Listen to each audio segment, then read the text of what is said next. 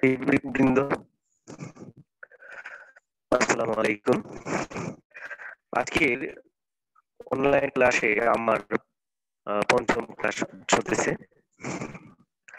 তাই ইতিমধ্যে আমরা তৃতীয় অধ্যায় কেন্দ্রীয় প্রবণতার যে পাঁচটি পরিমাপক রয়েছে, গড় যেটা বলা হয় অ্যারিথমেটিক মিন, তারপর গাণিতিক গড়, জিওমেট্রিক মিন, তারপর হারমোনিক মিন যেটাকে বলা হয় মানে উল্টন গড়, এবং মিডিয়ান যেটাকে বলা হয় মধ্যমা, ও প্রতিরোধ যেটাকে বলা হয় মোড।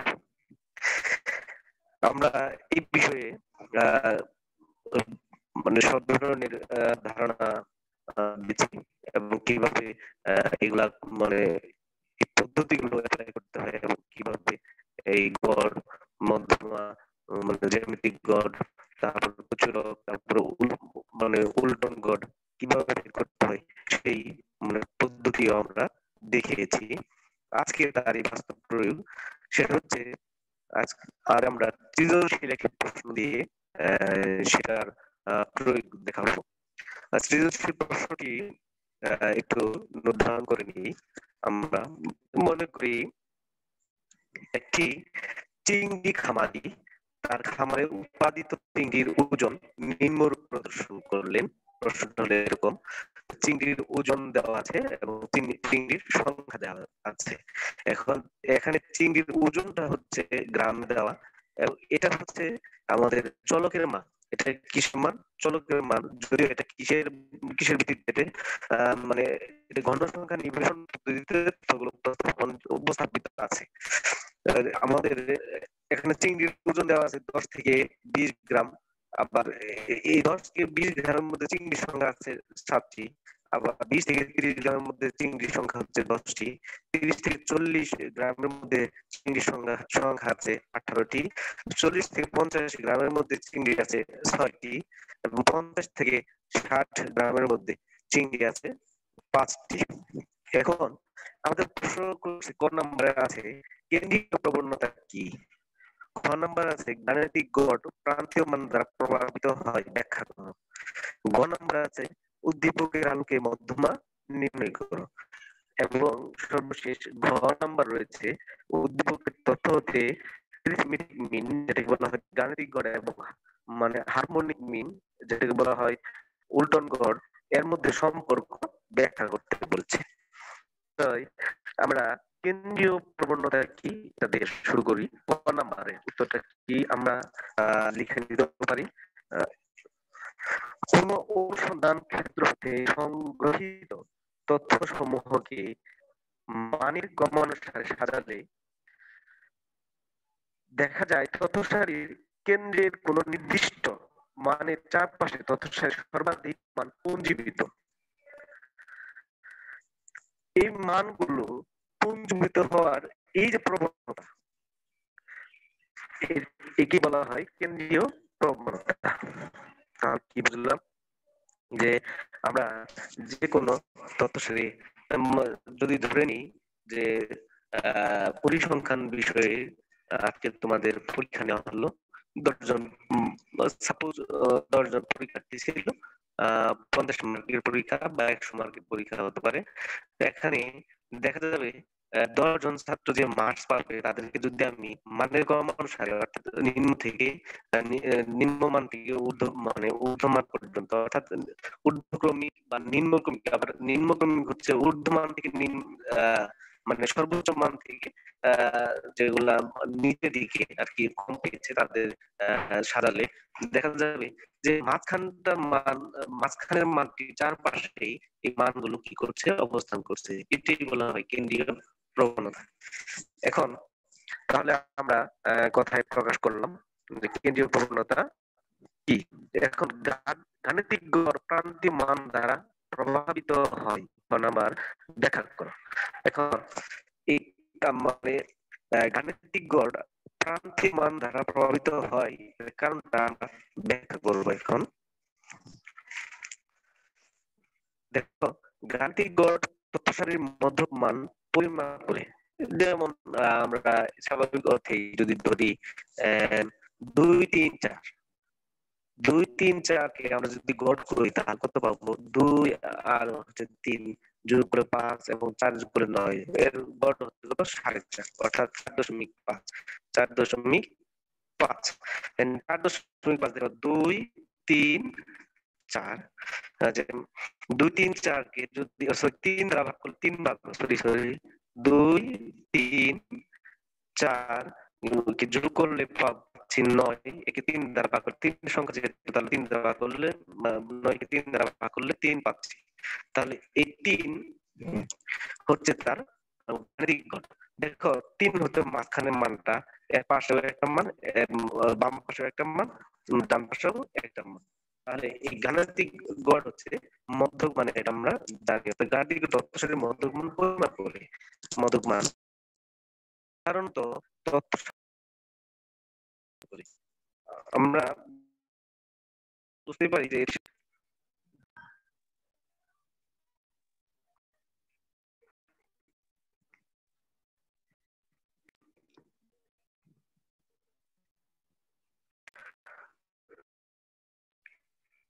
এটি সাধারণত, আচ্ছা, গাণিতিক গড় তথ্য সারির মধ্যক মান পরিমাপ করে এবং এটি সাধারণত তথ্য সারির মাঝামাঝি অবস্থান করে। কিন্তু তথ্য সারির যদি দু একটি মান অন্যান্য মানের তুলনায় অপেক্ষাকৃত বেশি বড় বা ছোট হয়, অর্থাৎ প্রান্তিক হয়, তবে গড় মানটির মধ্যক মানের যথার্থ পরিমাপ পরিমাপ দিতে পারে না। এটার মানে আমরা উদাহরণটা দিতে পারি এরকম, যেমন আমরা মানে 3টি সংখ্যা নিয়েছি, যেমন 3টি সংখ্যাটি 2 3 4, এর গড় পেয়েছি আমরা 3। কিন্তু যদি সংখ্যা দুটি এমন হয় 2 3 আর একটা 10 হয়, তাহলে আমরা গড় পাবো তো, আমরা গড় পাবো যে 2 3 15 15 আর হচ্ছে আচ্ছা 2 3 5 5 আর 10 হচ্ছে 15। 15 গড় হতে কত? 15 ডিভাইডেড বাই 3 অর্থাৎ 5। তাহলে এই 5 দেখো এখানে এই দুটো মান থেকে কিন্তু 2 এবং 3 থেকে দূরে, কিন্তু দোষ মানে দোষের দিকে যাচ্ছে আর কি, দোষের দিকে যাচ্ছে, প্রবণতাটা দোষের দিকে, অর্থাৎ মানে ওই প্রান্তীয় মানটা অনেক বড় হয়। প্রান্তীয় মানটা এই 2 3 এর চাইতে অনেক বড়, 10। অর্থাৎ এই মানে গড় মানের কাছাকাছি আসার জন্য সেটা গড় মানটিকে তার দিকে টেনে নেয়, তার দিকে টেনে নেয়। এজন্যই মানে বলতেছে যে অপেক্ষাকৃত বেশ বড় বা ছোট হয়, অর্থাৎ প্রান্তিক হয়, তবে গড় মানটি মধ্যক মানের যথার্থ পরিমাপ দিতে পারে না। আসলে এই মান দ্বারা, অর্থাৎ আমরা 5 দ্বারা বলতে পারি না যে এটা প্রকৃতপক্ষে যথার্থ মধ্যক মান। এই প্রান্তিক মানটি যদি তথ্যসারের অন্যান্য মানের তুলনায় বেশ বড় হয়, তবে গড় প্রকৃত মধ্যক মান অপেক্ষা বেশ বড় হয়। কিন্তু আমরা যদি এটা মানে মানের ক্রমানুসারে সাজাই 2 3 এবং 10, তাহলে মধ্যক মান হওয়ার কথা 3, কিন্তু 3 এর চাইতে প্রায় অনেকটাই বড় মান 5। 5 যদি 3 এর চাইতে অনেকটাই বড়। সুতরাং এ থেকেই বোঝা যায়, আবার প্রান্তিক মানটি যদি খুব ছোট হয় তবে গড় প্রকৃত মধ্যক মান অপেক্ষা কি হয়? ছোট হয়। আর প্রান্তিক মানটা এমন যদি হয়, যেমন 3টি মান নিয়েছি, 10 15 আরেকটা হচ্ছে 1, তাহলে এটা একটা খুব ছোট মান, মানে এটা ছোট মান। এদের যদি গড় করি তাহলে আমরা গড় পাচ্ছি কত? 10 আর 15 হচ্ছে 25, 25 আর 26, 26 কে যদি আমরা 3 দ্বারা ভাগ করি তাহলে আমরা পাচ্ছি 3 8 24, অর্থাৎ 8.66, 8.66 পাচ্ছি। তো 8.66, কিন্তু এটা দেখো এই 15 থেকে অনেক দূরে, 15 থেকে অনেক দূরে, 10-এর কাছাকাছি হলো, এটা একের দিকে ধাবিত হচ্ছে, এটা মানে একের দিকে কি হচ্ছে? ধাবিত হচ্ছে, অর্থাৎ এই প্রান্তীয় মানটি খুব বেশি ছোট হয়, সে এই গড় মানটাকে কি করছে? নামিয়ে আনতেছে তার দিকে নামিয়ে আনতেছে। আবার এই জন্য বলছে, সুতরাং বলা যায় গাণিতিক গড় প্রান্তিক মান দ্বারা কি হয়? প্রভাবিত হয়। এটা হচ্ছে আমাদের ব্যাখ্যা। এটা হচ্ছে খ number.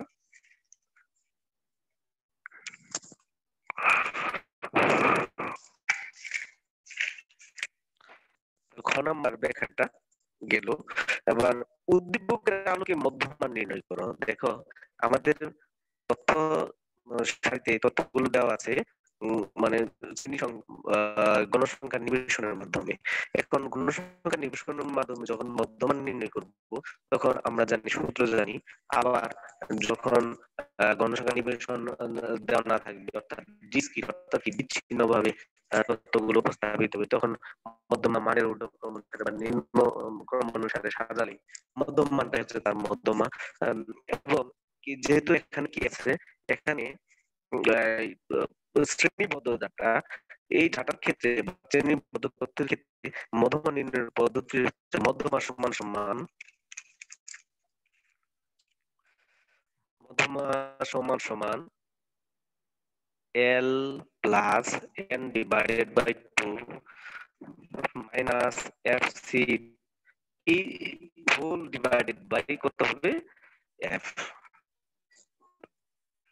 Into H, into H. এখানে প্রত্যেকটা দিন বা প্রত্যেকটা নোটেশনের বর্ণনা রয়েছে। প্রথমে আমরা মধ্য নির্ণয়ের জন্য যে প্রদত্ত গণসংখ্যা নিবেশন আছে, সেই গণসংখ্যা নিবেশনটিকে সাজিয়ে নিতে হবে। প্রথমে কি করতে হবে? সাজিয়ে নিতে হবে। এখানে চিংড়ির ওজনটা শ্রেণীতে দেওয়া আছে, এবং চিংড়ি সংখ্যা হচ্ছে এখানে গণ সংখ্যা, চিংড়ি সংখ্যা হচ্ছে এখানে গণ সংখ্যা। তবে আমাদের যখন টেবিলটা তৈরি করবো, তখন আমরা ঘ নাম্বার প্রশ্ন থেকে, মানে প্রশ্নের আদলে উত্তর করতে পারি, তাতে আমাদের একটু সময় বেঁচে যাবে। যেমন উদ্দীপক হতে গ নাম্বারে বলেছে, উদ্দীপকের তথ্য হতে গাণিতিক গড় এবং হারমোনিক গড়, যেটাকে বলে মানে উলম্ব গড়, এর মধ্যে সম্পর্ক ব্যাখ্যা করতে বলছে। তাহলে উল্টন গড় এবং গাণিতিক গড়ের মধ্যে সম্পর্ক বের করতে হলে এখানে প্রত্যেকটা মধ্যমের প্রত্যেকটা শ্রেণীর মধ্যমান লাগে, প্রত্যেকটা শ্রেণীর মধ্যমান লাগে। তার টেবিলটা আমরা একসাথে একবারে করে ফেলতে পারি। একবারে করে ফেললে যেটা হবে সেটা হচ্ছে, প্রথমে টেবিলটা সাজাবো চিংড়ির ওজন গ্রাম, এটা লিখার পরে তাদের শ্রেণীতে 10 থেকে 20, তারপরেটাই 20 থেকে 30, তারপরেটাই 30 থেকে 40, তারপরেটাই 40 থেকে 50, তারপরেটাই 50 থেকে 60 সাজাবো। আমরা এটি সাজানোর পর পাশে ঘনসংখ্যাটার পাশে শ্রেণীর মধ্যমান লিখবো। পাশে কি লিখবো? শ্রেণীর মধ্যমান। শ্রেণীর মধ্যমানটাকে এক্স ধরবো, যেটা চলক। শ্রেণীর মধ্যমানটি কি দেবো? এক্স আই লিখবো। এখানে শ্রেণীগুলো 10 থেকে 20, 20 থেকে 30, 30 থেকে 40, 40 থেকে 50, 50 থেকে 60। এখন এটা হলো শ্রেণীর দ্বিতীয় কলামটা হলো কি? শ্রেণীর মধ্যমান। শ্রেণীর মধ্যমানকে এক্স দ্বারা, শ্রেণীর মধ্যমান লিখে নিচে এক্স আই লিখবো। এখানে 10 থেকে 20 এর মধ্যমান কত? 15, 20 থেকে 30 এর মধ্যমান 25, 30 থেকে 40 এর মধ্যমান হচ্ছে 35, 40 থেকে 50 এর মধ্যমান হচ্ছে কত? হচ্ছে 45, 50 থেকে 60 এর মধ্যমান হচ্ছে 55। এখানে উল্লেখ্য যে প্রত্যেকটা শ্রেণীর ব্যবধান কত? 10। প্রত্যেকটা শ্রেণীর ব্যবধান কত? 10। তাহলে এদের এই শ্রেণীর ব্যবধানকে বলা হয় এইচ। এইচ দ্বারা কি করা হয়? চিহ্নিত করা হয়। এইচ হচ্ছে শ্রেণী ভিত্তি বা শ্রেণী ব্যবধান। এখন গণসংখ্যা হতে কি? এখানে চিংড়ি সংখ্যা এফ, একে এফ দ্বারা গণসংখ্যা বা চিংড়ি সংখ্যাকে এফ দ্বারা চিংড়ি সংখ্যা লিখে আমরা নিচে লিখবো এফ আই। চিংড়ি সংখ্যা প্রথম শ্রেণীতে দেওয়া আছে 7টি, দ্বিতীয় শ্রেণীতে দেওয়া আছে 10টি, তৃতীয় শ্রেণীতে দেওয়া আছে 18টি, এবং চতুর্থ শ্রেণীতে দেওয়া আছে 6টি, এবং পঞ্চম শ্রেণীতে দেওয়া আছে 5টি। তাহলে টোটাল শ্রেণীর সংখ্যা, টোটাল মানে শ্রেণীর সংখ্যা কত? 7, 10, 17, 17 আর 18, 35, 35 আর হচ্ছে 6, 41, 41 আর 5, 46, মানে 46। এটাকে বলা হয় সামেশন এফ আই। যোগ করলে summation F I K capital N দ্বারাও মানে নির্দেশ করা হয়। এন সমান সমান সামেশন এফ আই সমান সমান কত? নিচে কিন্তু আমরা মোট একটা গড় করবো, কলাম এটা মানে সারি করবো, এন লিখে দিতে হবে মোট। মোট হচ্ছে ওই যে গণসংখ্যার কলামের নিচে লিখবো এন সমান সমান সামেশন এফ আই সমান সমান 46, 46, 46 লিখলাম। এখন আমাদের মধ্যমান নির্ণয়ের জন্য অতিরিক্ত যে কলামটি করতে হয় সেটা হচ্ছে মানে ক্রমযোজিত ঘন মানে ঘন সংখ্যা, ক্রমযোজিত ঘন সংখ্যা, সেটাকে ক্যাপিটাল এফ আই দিয়ে কি করা হয়, চিহ্নিত করা হয়। ক্রমযোজিত ঘন সংখ্যা, ক্রমযোজিত বলতে এখানে প্রথম শ্রেণীটা 7 লিখবো, দ্বিতীয় শ্রেণীটা এই 7 দ্বিতীয় শ্রেণীর সাথে যুক্ত হবে, কত হবে 17, দ্বিতীয় শ্রেণীতে আছে 10, তাহলে 7 আর 10 হবে 17, এবং এই 17 আবার তৃতীয় শ্রেণীতে আছে 18, তাহলে এই 17 এবং উপরে সবগুলো এই 18 সাথে যোগ হবে, মানে 7, 10 এবং 18 যোগ করলে হবে 35। আবার এই 35 কে আমরা 35 আবার নিচের যে শ্রেণী 6 আছে, শ্রেণীর মানে শ্রেণীর সংখ্যা 6, এই 6 35 এর সাথে যোগ হবে, কত হবে তাহলে 41, এবং এই 41 সাথে তার নিচের যে শ্রেণীতে তার নিচের শ্রেণীতে যে শ্রেণীর সংখ্যা আছে এটা যোগ হবে, 41 নিচের শ্রেণীতে আছে 5, 41 আর 5 হবে 46, তাহলে এই 46 অর্থাৎ আমাদের এই ক্রমযোজিত ঘন সংখ্যা যে কলামটা থাকবে তার সর্বশেষ মানটা মোট শ্রেণীর সংখ্যা এখানে যে আছে মানে এন বা সামেশন এফ আই 46 এর সাথে মিলে যাবে, এর সাথে কি হয়ে যাবে, মিলে যাবে।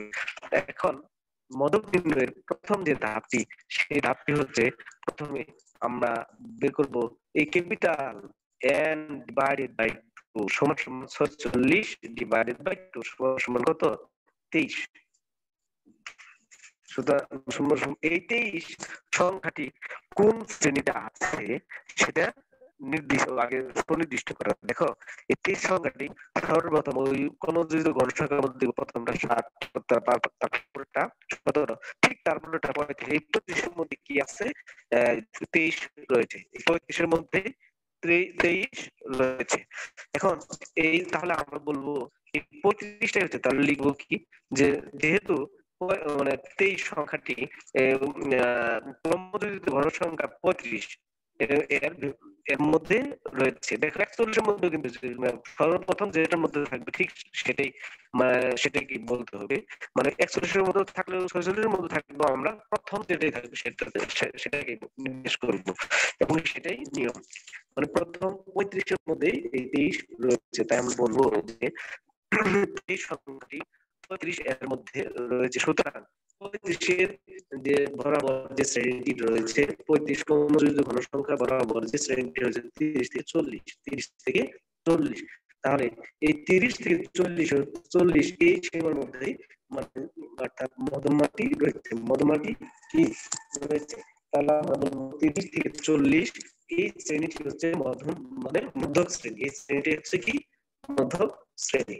এখন মধ্যক শ্রেণী ঠিক আছে, এই মধ্যক শ্রেণী নির্ধারণ করলাম। মধ্যক শ্রেণী নির্ধারণ করার মূল কারণ হচ্ছে আমরা মধ্যক সমান সমান কি লিখছি, মধ্যক সমান সমান L plus N divided by 2 minus F C divided by F plus sorry গুণন এইচ। এখানে এল হচ্ছে ওই মধ্যক শ্রেণীর নিম্ন সীমা, দেখো এই শ্রেণীটা হচ্ছে 30 থেকে 40, তাহলে নিম্ন সীমা কত 30, তাহলে এল এর মান কত 30, আর n বাই 2 এখানে তো আমরা n বাই 2 বের করছি 23, ওইটা হচ্ছে 23। আর fc হচ্ছে ওই মধ্যম শ্রেণীর ক্রমযোজিত ঘন সংখ্যার পূর্ববর্তী ক্রমযোজিত ঘন সংখ্যা, পূর্ববর্তী অর্থাৎ ক্রমযোজিত ঘন সংখ্যা তো এখানে 30, ওই যে মধ্যম শ্রেণীর ক্রমযোজিত ঘন সংখ্যা হচ্ছে 35, এর পূর্ববর্তী শ্রেণীর কি ক্রমযোজিত ঘন সংখ্যা, পূর্ববর্তী শ্রেণীর ক্রমযোজিত ঘন সংখ্যা হচ্ছে 17। তারপরে ডিভাইডেড বাই এখানে আছে কত এফ, এফ হচ্ছে মধ্যক শ্রেণীর প্রকৃত ঘন সংখ্যা, ওই যেটা হলো প্রকৃত ঘন সংখ্যা, এবং হচ্ছে ক্রমযোজিত ঘন সংখ্যা, প্রকৃত ঘন সংখ্যা কত 18,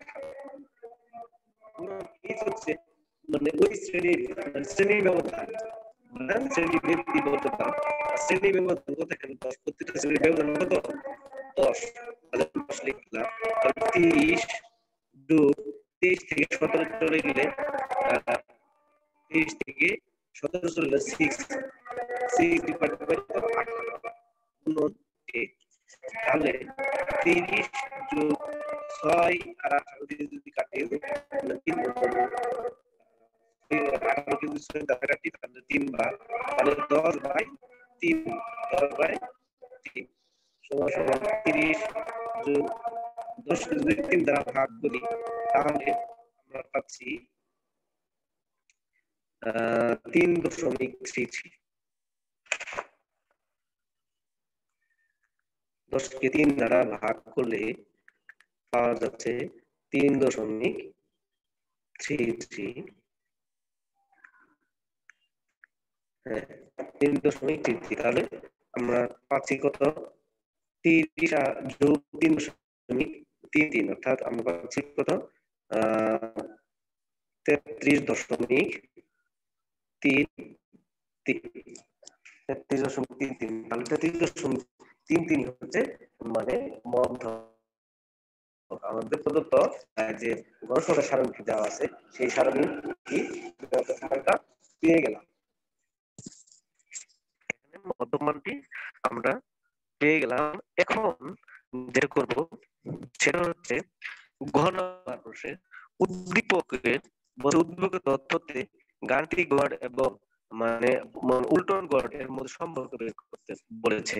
আমাদের যখন গণসংখ্যা নিবেশন পদ্ধতিতে তথ্য উপস্থাপিত হয় তখন গাণিতিক গড় বের করার জন্য আমাদের মধ্যমান ওই শ্রেণীগুলোর মধ্যমান লাগে এবং গণসংখ্যা লাগে। এখন এখানে আরো দুটো, এখানে আমরা নতুন করে একটা টেবিল করব। টেবিল করার পর এই টেবিলে থাকবে চিংড়ির চিংড়ির ওজন। চিংড়ির ওজন থাকলো একটা শ্রেণীতে, অর্থাৎ প্রত্যেকটা শ্রেণীর, তারপর শ্রেণীর মধ্যমান করে করলাম, তারপর কি গণসংখ্যা, তারপরে গণসংখ্যা, তারপরে আমরা যেটা এখানে দুটোই করতে হবে। একটা হচ্ছে গণসংখ্যা বের করলাম, গণসংখ্যা বের করার পর বের করতে হবে এই গণসংখ্যা এবং চিংড়ির সংখ্যা, যে চিংড়ির সংখ্যা গণসংখ্যা এবং ওই যে প্রত্যেকটা শ্রেণীর মধ্যমানের গুণফল বের করতে হবে। গুণফল বের করতে হবে, এর নিচে মোট কিন্তু বের করতে হবে প্রত্যেকটা। আচ্ছা, এই ছিল আমাদের, আমরা এগুলো সাজাই ফেলি। 10 থেকে 20, 20 থেকে 30, 30 থেকে 40, 40 থেকে 50, 50 থেকে 60। প্রত্যেকটা শ্রেণীর মধ্যমান হলো 15, এটা হচ্ছে 25, পরেরটা হচ্ছে 35, তারপরটা হচ্ছে 45, তারপরটা হচ্ছে 55। এবং এখানে শ্রেণীর গণসংখ্যা FI যেটা চিহ্নিত করছে সেটা হচ্ছে 7, তারপরটা 10, তারপরটা হচ্ছে 18, তারপরটা হচ্ছে 6, তারপরটা হচ্ছে 5। এখন FI গুণন XI, অর্থাৎ এখানে ওই মধ্যমান গুণন গণসংখ্যা। তাহলে 7, 15 পাচ্ছি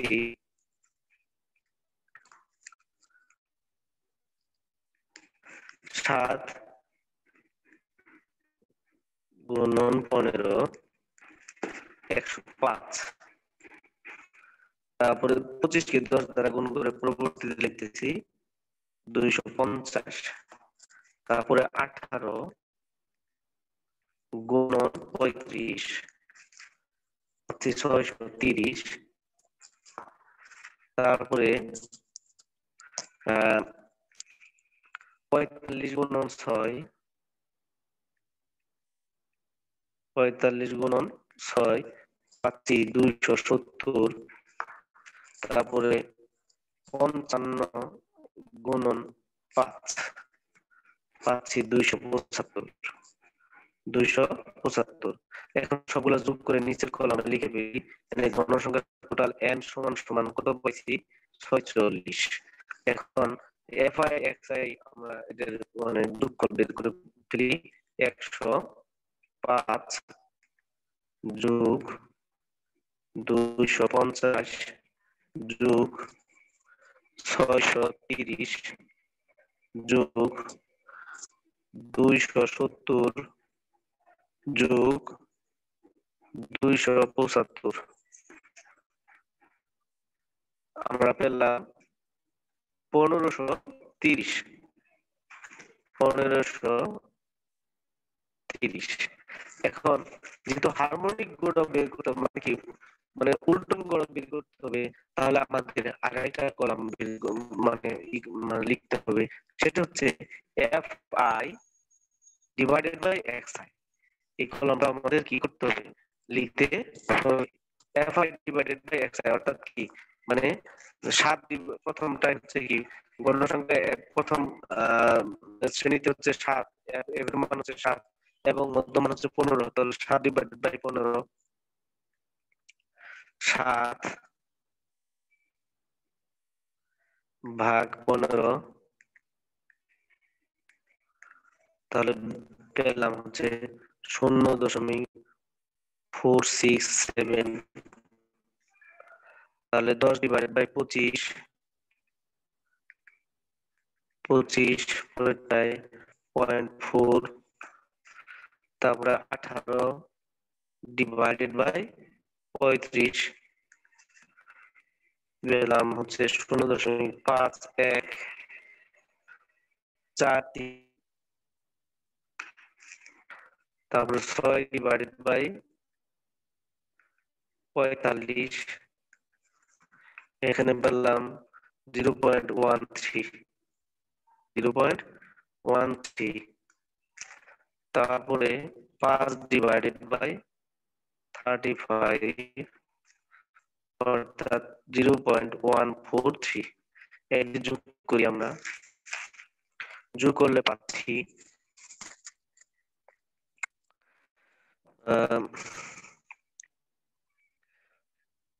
পয়েন্ট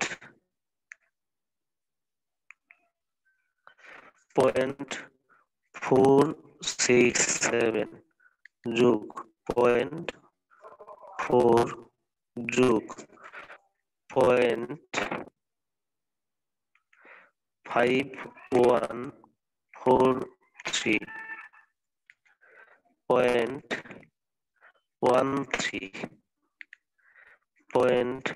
0.13 তাহলে 1.6543। এখন আমরা গাণিতিক গড় যেটা বলা হয় am সমান সমান আমরা জানি summation of fi xi divided by summation of fi। এখানে সামেশন অফ fi মানে কি, n সমান সমান কত, 46, তাহলে 46। আর সামেশন অফ যেটা fi গুণন xi এর কলাম থেকে মোট যেটা বের করছে এটা বের করছে এখানে কত, 1530। তাহলে 6 মানে 1530 46 দ্বারা ভাগ করি, কত আসছে দেখি, এটা 1530 ভাগ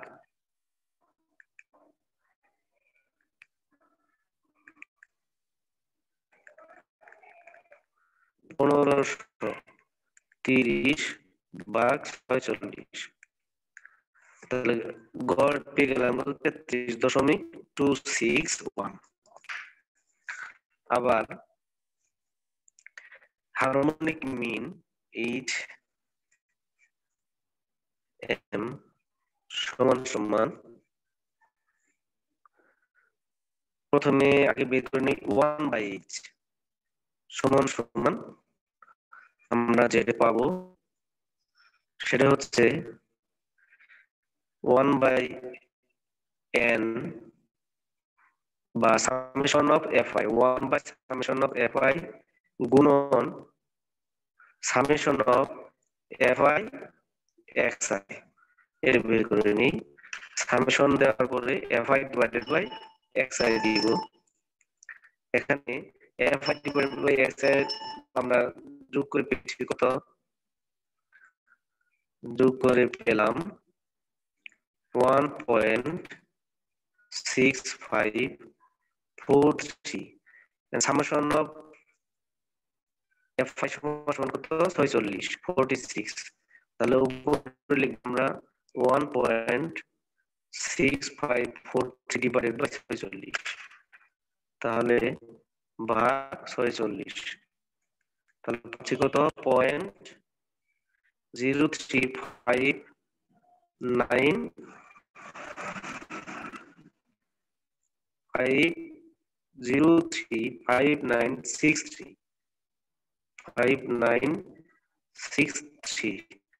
এখন এটা 1/hm, সুতরাং hm সমান সমান কত, ওটাই দিলে হচ্ছে hm সমান সমান, তাহলে 1/0.5 0.035963।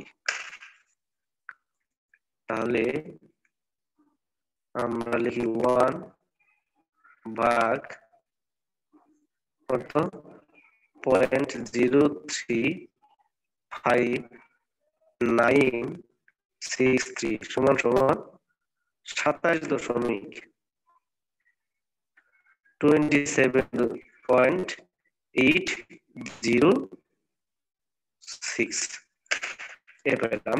তো এটির মধ্যে তাহলে সম্পর্কটা কি হলো? আমরা দেখতে পাচ্ছি যে গাণিতিক গড় হারমোনিক গড়ের চাইতে অর্থাৎ কি উল্টন গড়ের চাইতে বড়। অতএব আমরা লিখতে পারি H M less than A M, অথবা লিখতে পারি A M greater than H M. যেটাই লিখতে পারো, এটি হচ্ছে তাদের মধ্যে সম্পর্ক। তাহলে আমরা কি পেলাম? সম্পর্কটা পেলাম এরকম যে অর্থাৎ গাণিতিক গড় মানে উল্টন গড়ের চাইতে বড়, অথবা বলতে পারি যে মানে উল্টন গড় গাণিতিক গড়ের চাইতে ছোট। তাই আজকে আমরা এই অর্থাৎ এখানে গাণিতিক গড় এবং মানে উল্টন গড়ের প্রয়োগটা আমরা এখানে বিস্তারিত আলোচনা করলাম একটা সৃজনশীল প্রশ্নের মাধ্যমে। পরবর্তীতে আমরা এবং উল্টন গড় আলোচনা করেছি এবং কি মধ্যমা সম্পর্কেও এখানে কি মধ্যমা উল্লেখ করতে হয়েছে এবং মধ্যমা সম্পর্কেও আলোচনা শেষ হলো।